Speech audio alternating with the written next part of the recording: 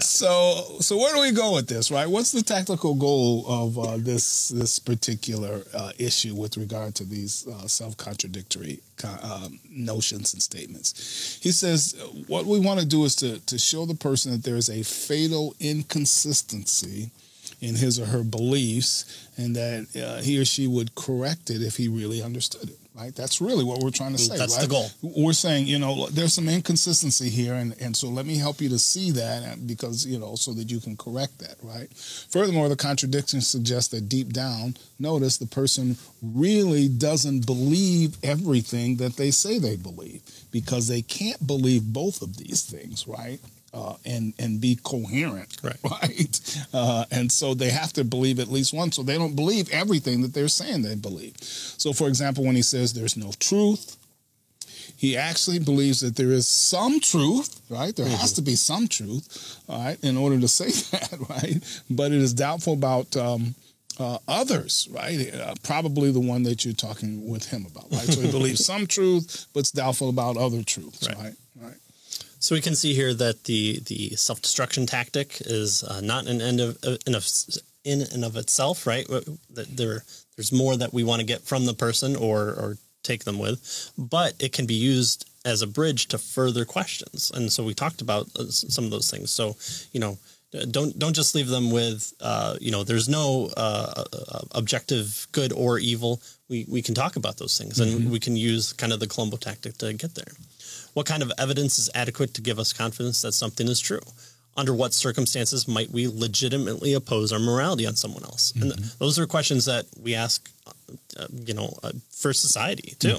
And so, there are ability to, or there's attempts to want to be consistent. And so you kind of have different philosophies like Ayn Rand's objectivism.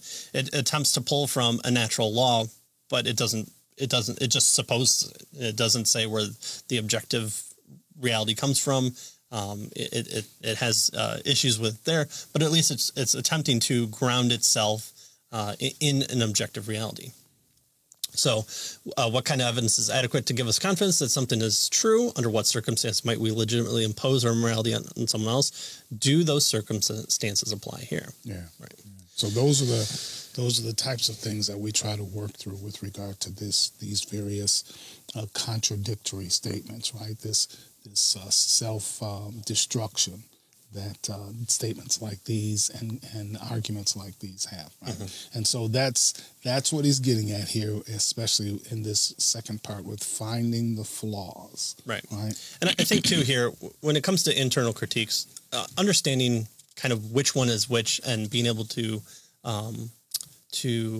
classify them within the scope of the conversation that you're in, I don't think is as important as just being aware of looking at what people are saying and trying to see if there are underlying claims that they're presupposing, or if they're holding two views that are in contradiction to each other.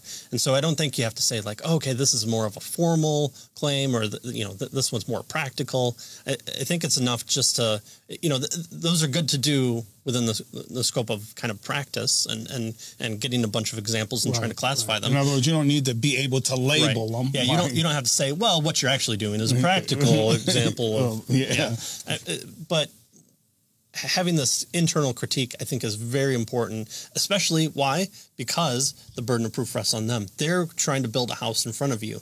And so if they're attempting to make a house with walls but no foundation, then you want to point it out to them. You want to say, hey, hold on, I don't think you're doing this correctly. Let me ask you, what might you be missing here? So using those questions, dialoguing with them, not just saying, hey, you're doing it wrong, dummy. Might not be the best way to say. Also, I want to talk to you about a loving God that wants to have a personal relationship with you, dummy. I'll gladly take that moniker on. So I'll be a fool to the Greeks there.